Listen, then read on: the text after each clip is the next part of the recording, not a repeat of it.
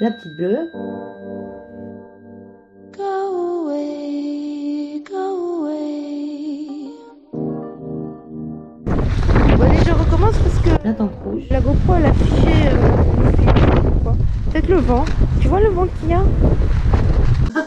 Hier j'ai fait un montage de mon premier jour dans le Larzac. Et ben c'est trop long. C'est bien, je me suis mouillé la tête, je suis au frais dans mon casque.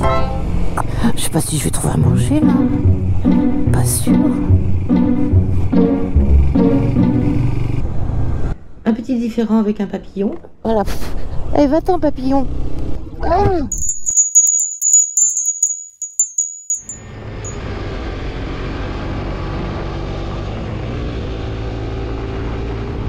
C'est pas écrit en français alors. L'Allemagne. Je vais mettre mon pantalon de pluie parce que là il pleut pour de vrai. À Bruxelles. Cheville cassée. 2 mois d'arrêt. 2 mois d'arrêt moto. D'accord. Des tas de belles rencontres. Joli ça. Avec les gosses. Avec les potes. Maison. Coucou.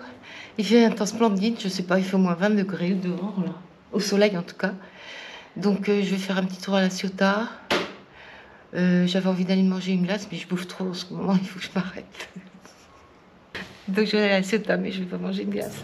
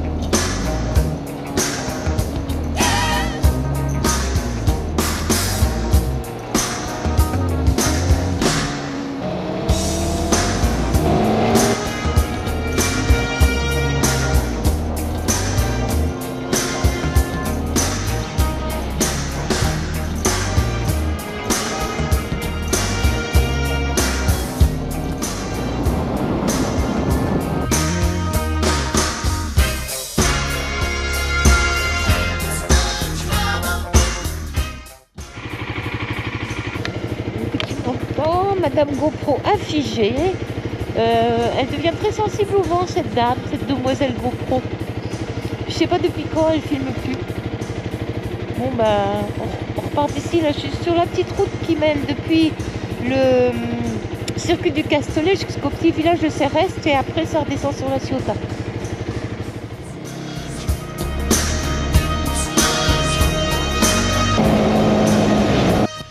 Il m'a fait peur. Mettre d'accord les motards sur comment prendre un virage parce que l'un des deux le prend à l'envers là. Et c'est un truc à se rentrer dedans ça.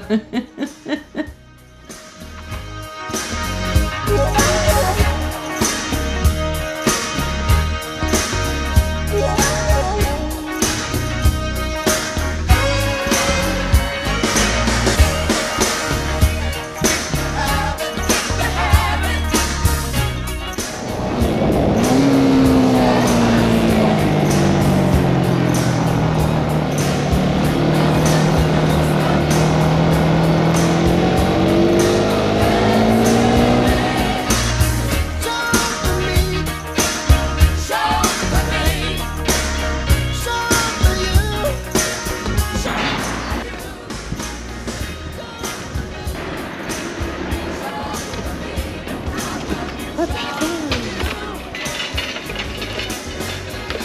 Là qu'il n'y a pas de vent, elle va fonctionner. Le petit pointu.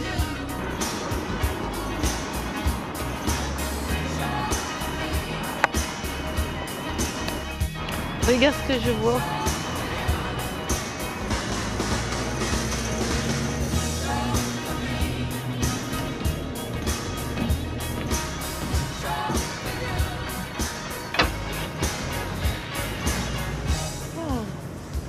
Je sais pas si elle a vraiment filmé, mais tu as vu la petite route, que j'ai prise pour descendre sur Céreste.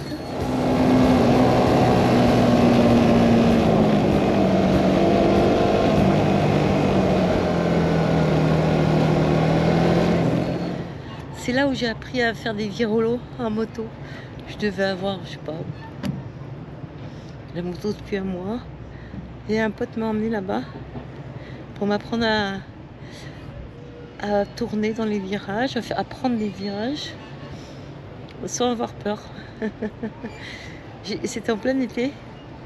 Ou alors j'avais la moto depuis pas longtemps, puisque je l'ai acheté en septembre, donc tu vois qu'il faisait encore très chaud. J'ai tellement transpiré que j'ai mouillé tous mes vêtements, j'étais essorée quand je suis arrivée à la maison. Mais à la fin, ça y est, j'enroulais complètement et je m'amusais. Je commençais à m'amuser à moto. Génial. On est venu jusqu'ici, on s'est même baigné et on est remonté. Je crois qu'on est passé pas loin de Pierrefeu, Cuers, tout ça. On a fait un grand tour. Une journée de moto et après j'étais heureuse de prendre des virages. C'est ça là, habiter dans une région où il y a des routes à virages, t'apprends vite. Et tu te fais vite plaisir, c'est surtout ça parce que j'ai des potes qui m'ont expliqué qu'ils ont vu arriver des motards qui venaient d'autres régions très plates. Mais en fait, ils ne savaient pas faire de la moto, quoi. Ils ne savaient même pas prendre le vrai plaisir à moto. Parce que c'était de prendre un virage, de se balancer comme ça, de réaccélérer à la sortie du virage, faire plaisir, quoi. Et donc les gars d'ici leur apprennent. Et après, les gars, ils sont fous. Ils disent, mais j'ai fait de la moto 10 années sans savoir ce que c'était, quoi. Enfin, ils s'amusent quand même. Mais c'est vrai qu'il y a beaucoup de motards. Enfin...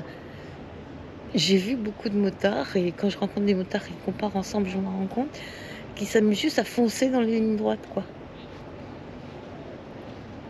Pour moi, c'est pas ça la moto. La moto, c'est foncer dans les virages. Foncer tant que c'est pas dangereux. Hein. Là, t'as vu, il y avait des épingles. Pour apprendre, hein, c'était coton. Hein. Et là, je suis entourée de petits bateaux de toutes les couleurs. Regarde.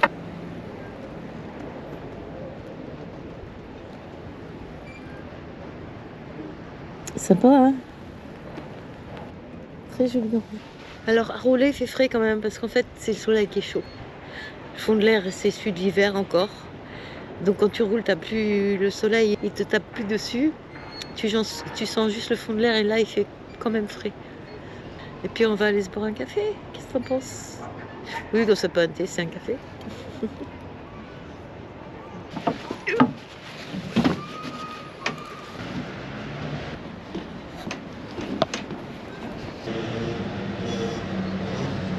Je vais voir la moto du monsieur, il y a une moto là-bas.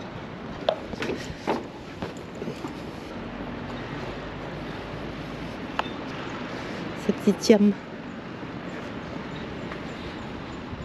Bien propre d'ailleurs. J'aurais peur que quelqu'un la pousse et la fasse tomber, mais... Elle crachouille. Bien propre. Donc il faut que je revienne sur mes pas.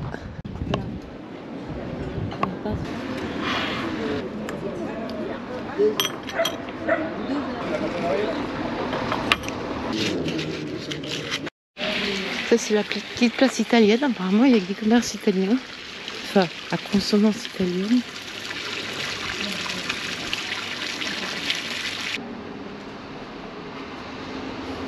Jolie la sortie d'église.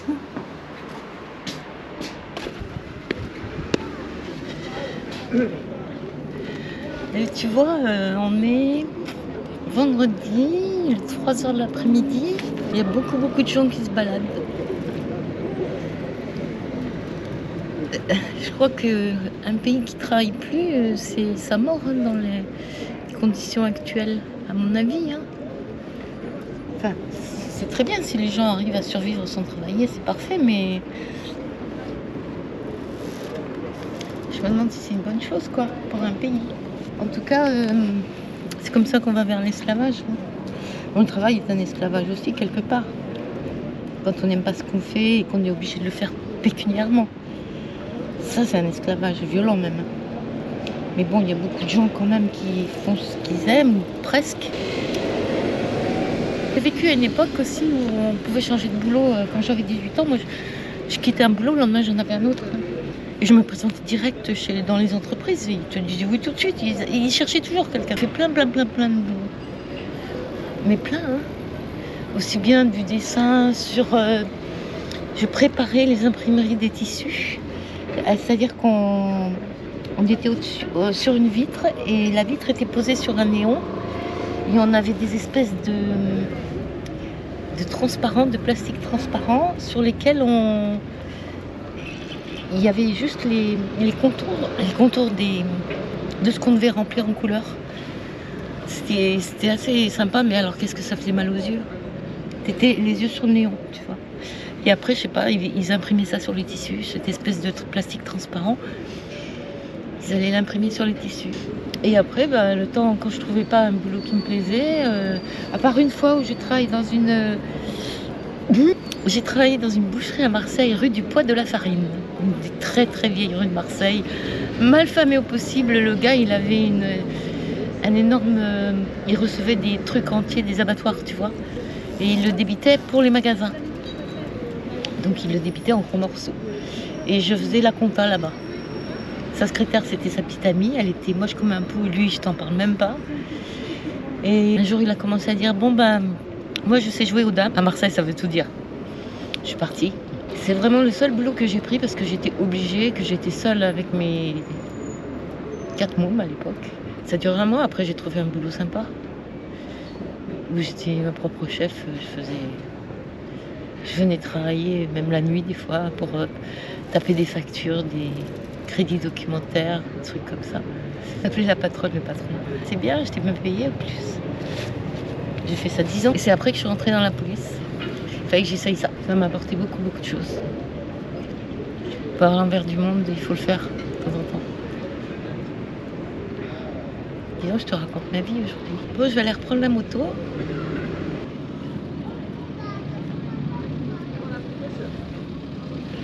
Regarde. Il y a un monsieur pigeon ou une madame pigeon. Il se demande si je vais lui laisser à bouffer, je pense. Oh pigeon, moi j'ai pas à bouffer, j'ai juste un mégot. Tu veux pas un mégot de cigarette quand même?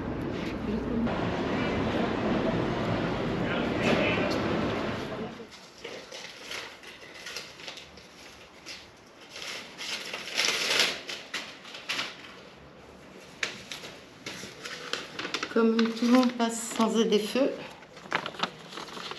dans un mois, maintenant je vais mettre tout.